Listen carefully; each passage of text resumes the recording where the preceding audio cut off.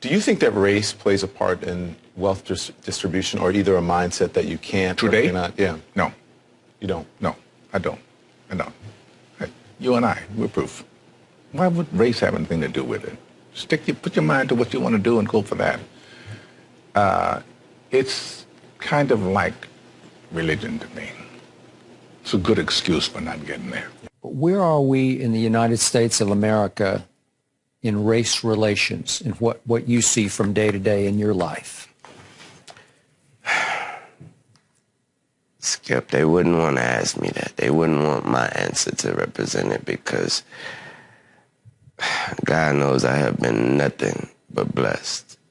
My whole path, these 33 years have been nothing but a blessing. I have never, and never is a strong word, I've never dealt with racism, and I'm glad I didn't have to. There is a class of colored people who make a business of keeping the troubles, the wrongs, and the hardships of the Negro race before the public. Some of these people do not want the Negro to lose his grievances because they do not want to lose their jobs. There is a certain class of race problem solvers who don't want the patient to get well. That was said by Booker T. Washington. How are we going to get rid of racism until... Stop talking about it.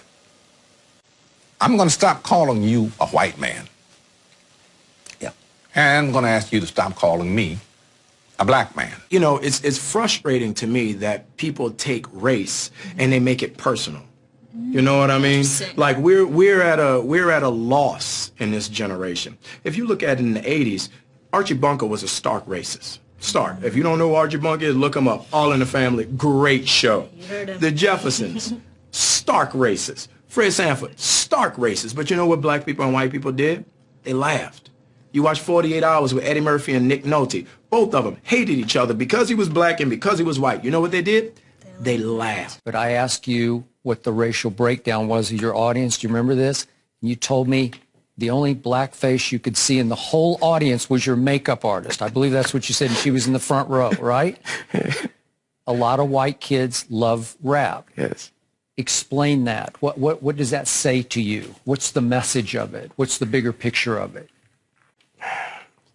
I don't want to be bashed because I don't want to sound like I'm on the wrong if there is a side, but I thought that was clearly a message that there was no such thing as racism.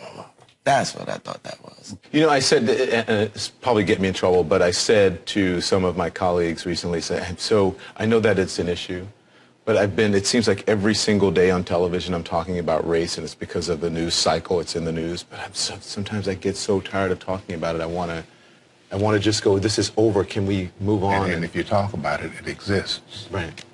Yeah. It's not like it exists and we refuse to talk about it, but making it a bigger issue than it needs to be is the problem we have. And right now, we are in a society where we can't have a conversation because no one's willing to listen. People are just shouting. People are just Whatever shouting. People are walking down the street, hashtagging everything, but no one's listening. Using wrong examples to present an argument leads us nowhere forward. I understand the emotion, and I respect my opposition, but when you go into the areas of making false charges and living in the past, you do not address the issues of the present. And, you know, incarceration rates in America has been a problem, especially as opposed to minorities. And Roman delves into the issues around the legal system. Do you think we've made any headway in the legal system? I think it's more important to make headway in our own house. By the time the system comes into play, the damage is done. They're not locking up 7-year-olds. In the 1960s, 80+% of blacks were two-parent homes. Today, that is reversed completely the other way. I was in Chicago a couple of 3-4 weeks ago, and we saw these little kids on bikes with masks on the side of their head, like 5 or 6 of them. And the driver said, yeah, they're little yummies. I said, who? He said, little yummies. Look up, Google Lil Yummy. Lil Yummy was an 11-year-old murderer. Wow. And you look at his picture, you'll see the headshot of him, and he's like this. And he got murdered at 11 by a 14-year-old. Wow. Who's doing life now, and a 16-year-old. That makes no sense. You blame the system? Where was his father? No one wants to talk about perception when it comes to racial profiling. No one wants to talk about stereotypes when it comes to racial profiling. Blacks are convinced that the #1 issue facing the country right now is social justice, racist white cops, discrimination, systemic racism, microaggression, whatever new word they come up with, and it's a bunch of nonsense. This is what I know. I'm a certified scuba diver. My first day of class, they told me this. When you're in shark-infested waters, everything in that water is considered a threat until proven otherwise. If it's a guppy, it could be a shark until you know it's a guppy. And I think as black men, we need to realize we're in shark-infested waters. And if we don't sit our young men down and we don't talk to them about perception, and we don't talk to them about stereotypes, we're doing them a huge disservice. It starts in the house. It starts in the home. And yeah, well, my father got locked up. Well, where was his father? Yeah. You know, like I did talk about my 3 closest friends, and they did, 15 to 25. One did 28, this and that. I was the only one of the 3 that had a father in my life, even though my parents were together. But I still had a father who was a gentle man and a good example, and they didn't. We can blame the system if we want, but they didn't lock any of us up at 7. Yeah. We were all doing enough to get locked up at 13. My parents sent me in another direction. They didn't have anybody to help them, and they kept doing what they was doing, and the system got them. So I don't. The system is rigged, but why? All the more reason not to help it. The #1 problem domestically facing this country is a breakdown of the family.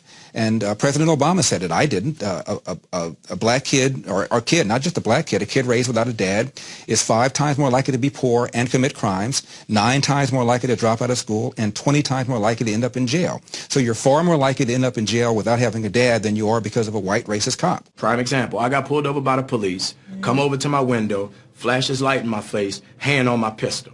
I can handle that 2 ways. I can start yelling and screaming and tell him he a racist and he don't know me. You doing this wrong. Or I can say, yes, officer, no, officer, or we done, officer. And both of them are going to have drastically different outcomes. Half the homicides in this country are committed by and against black people. Last year there were 14,000 homicides, not talking about suicides, I'm talking about homicides. Half of them were black, 96% of them black on black of that 7,000. Where's the Black Lives Matter people on that? What happens with young black men, everything is susceptible to the question of your manhood. And what's going on in these streets ain't got nothing to do with my manhood.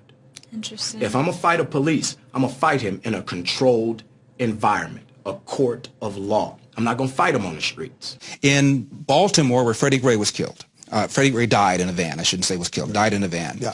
You have a city that's 45% black.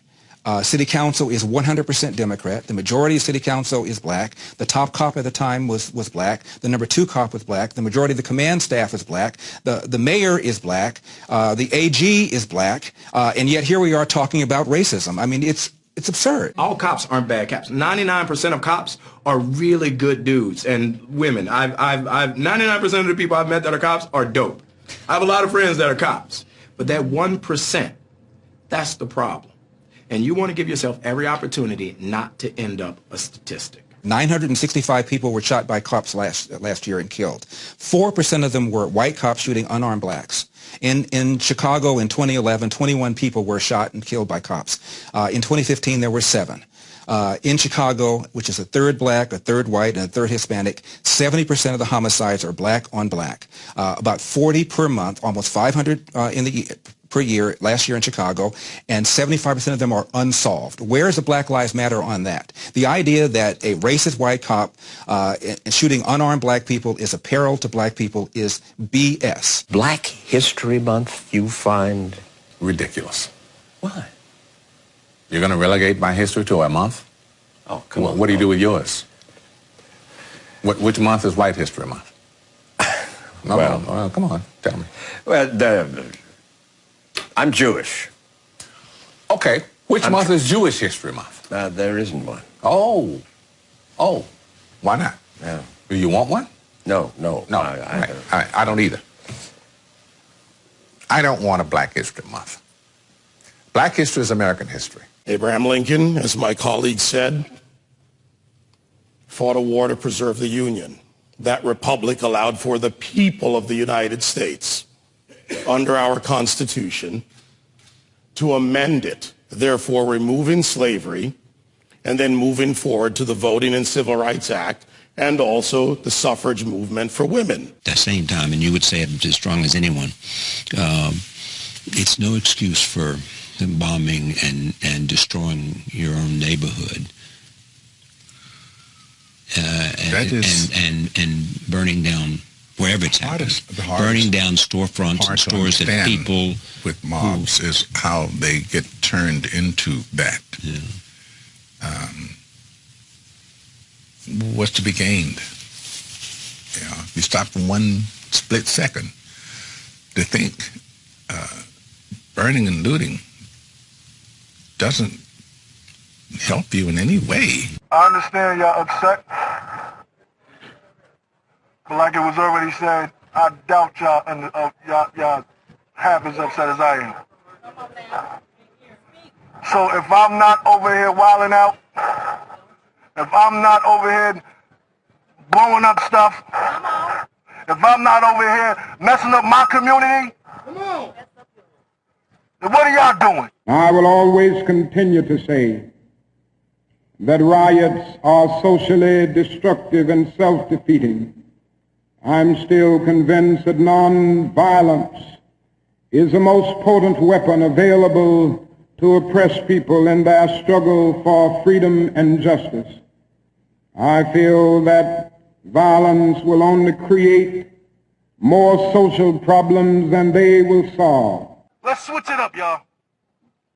Let's switch it up. Yeah. Amen. Do this peacefully. Please.